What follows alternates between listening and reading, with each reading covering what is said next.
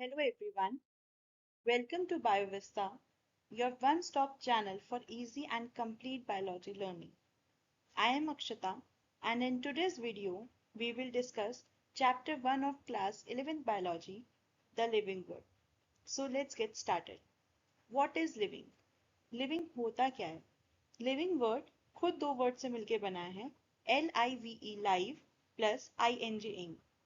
Live means life and ing means an action or a continuous process.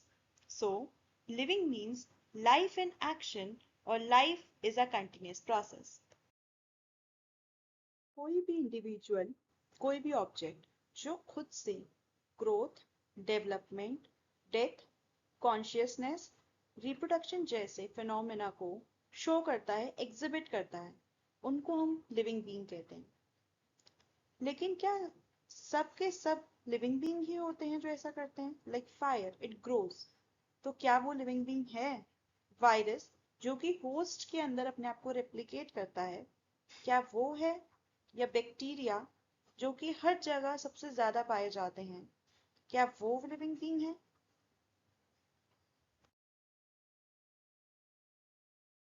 अब तक हमने समझा कि लिविंग का मतलब है लाइफ, अ प्रोसेस। पर कैसे पता चलेगा कि कोई चीज जिंदा है या नहीं? सिंपल, हर लिविंग ऑर्गेनिज्म कुछ स्पेशल कैरेक्टरिस्टिक्स दिखाते हैं जो कि नॉन लिविंग कभी नहीं कर सकते। इन्हीं कैरेक्टरिस्टिक्स से हम लाइफ को आइडेंटिफाई करते हैं। चलिए अब एक एक करके समझते हैं कैरेक्टरिस्टिक्स ऑफ लिविंग बीइंग्स और लिविंग कैरेक्टरिस्टिक्स।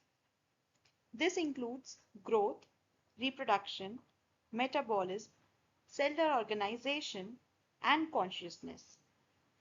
इसके लिए इसको याद रखने के लिए मेरे पास एक निमोनिक्स भी है, that is mister GCC. M represent metabolism, R represent reproduction, G represent growth, C represent cellular organization and another C represent consciousness. Or my red goat can cook. MRGCC.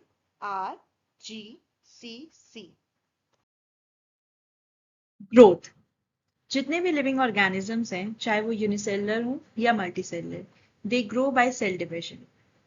But इस grow करने का pattern और duration हर organism में अलग अलग हो सकता है। In plants growth can occur through out their life span, whereas in animals this can be seen only up to a certain age. Majority of higher animal और प्लांट्स में हम देखते हैं कि ग्रोथ और रिप्रोडक्शन जो है वो म्यूचुअली एक्सक्लूसिव इवेंट्स हैं। इसका मतलब क्या है कि अगर एक प्रोसेस हो रहा है तो जरूरी नहीं है कि दूसरा भी उसी टाइम पर उसी ही ऑर्गेनिज्म में हो रहा हो। लेकिन यूनिसेलुलर में रिप्रोडक्शन और ग्रोथ सिनोनिमस होते हैं, मतलब साथ साथ एक ही टाइम पर ही ये दोनों प्रोसेसेस यूनिसेलुलर ऑर्गेनिजम्स में होते हैं। अगर हम बात करते हैं नॉन लिविंग ऑब्जेक्ट्स की, तो नॉन लिविंग ऑब्जेक्ट्स भी ग्रो करते हैं अगर हम इंक्रीज इन बॉडी मास को क्राइटेरिया लेते हैं ग्रोथ का। For example, mountains covered with snow and sand dunes. But in these objects, growth is reversible and extrinsic. Hence, growth cannot be taken as a defining property of living organism. Reproduction. It is the formation of new individuals of similar kind. अपने जैसे ही और individuals को produce करना ही reproduction होता है। Reproduction is essential for continuation of species generation after generation. Reproduction is of two types, sexual and asexual. Asexual involves single parent, whereas sexual reproduction involves two parents, male and female. कोई भी non living object reproduce और replicate खुद से नहीं कर सकता है, लेकिन जो लिविंग बींग्स है जरूरी नहीं है कि सबके सब रिप्रोड्यूस कर सकें। फॉर एग्जाम्पल, आपके स्टेराइल वर्कर बीज, इनफर्टाइल कपल्स और म्यूल्स, ये कुछ ऐसे एग्जाम्पल्स हैं जो कि रिप्रोड्यूस नहीं कर सकते हैं। Hence reproduction can be regarded as characteristic of living organisms, but it is not there exclusive defining property. Metabolism, body के अंदर होने वाली सभी केमिकल रिएक्शंस का sum total is known as metabolism. Metabolism में दो तरीके की रिएक्शंस होती हैं, एनाबॉलिक और कैटाबॉलिक। एनाबॉलिक रिएक्शंस वो होती हैं जिसमें सिंपल मॉलिक्यूल से कॉम्प्लेक्स मॉलिक्यूल्स बनते हैं। ये रिएक्शंस एनर्जी कंज्यूम करती हैं, जबकि कैटाबॉलिक रिएक्शंस में कॉम्प्लेक्स मॉलिक्यूल्स टूट के सिंपल मॉलिक्यूल्स बनते हैं। इन रिएक्शंस से एनर्जी रिलीज होती है। आप याद रखना, एनाबॉलिक मतलब ऐड करना, कैटाबॉलिक मतलब कट करना। इससे आपको इजीली याद रहेगा एनाबॉलिक कौन सी होगी और कैटाबॉलिक कौन सी होगी। Metabolism is a defining feature of all living organisms without exception. कोई भी non living object metabolism show नहीं करता है। Cellular organization. जितने भी लिविंग ऑर्गेनिजम्स हैं सबकी बॉडी सेल्स और उनके प्रोडक्ट से मिलके ही बनी है।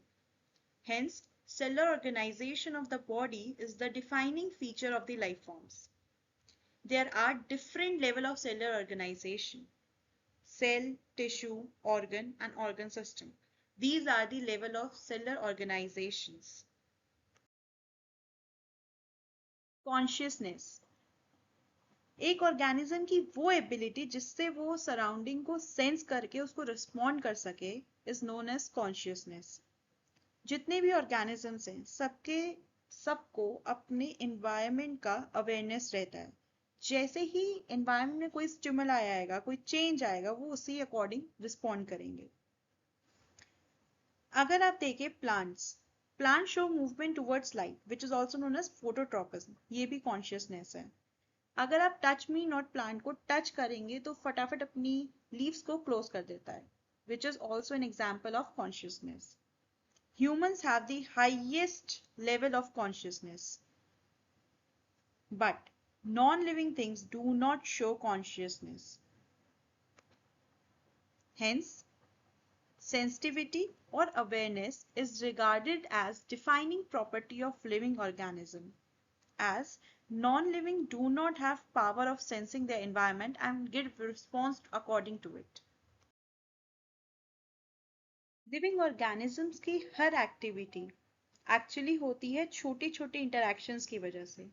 यानी सब कुछ सेल के अंदर और उनके बीच होने वाले केमिकल रिएक्शंस पर डिपेंड करता है।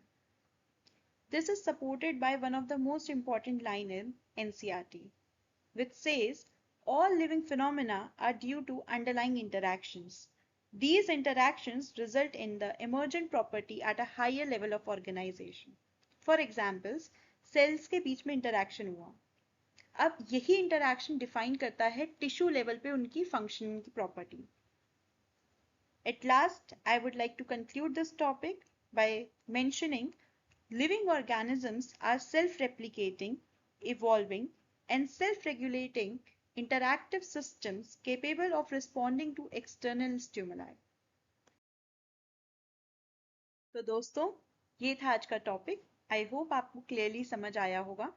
अगर वीडियो पसंद आई हो तो प्लीज़ लाइक ज़रूर करें, अपने क्लासमेट्स के साथ शेयर करें और ऐसे ही बायोलॉजी के इंटरेस्टिंग लेसन्स के लिए बायोविस्ता को सब्सक्राइब करना ना भूलें। मिलते हैं अगले वीडियो में एक नए कंसेप्ट के साथ। तब तक के लिए take care and keep learning. Thank you.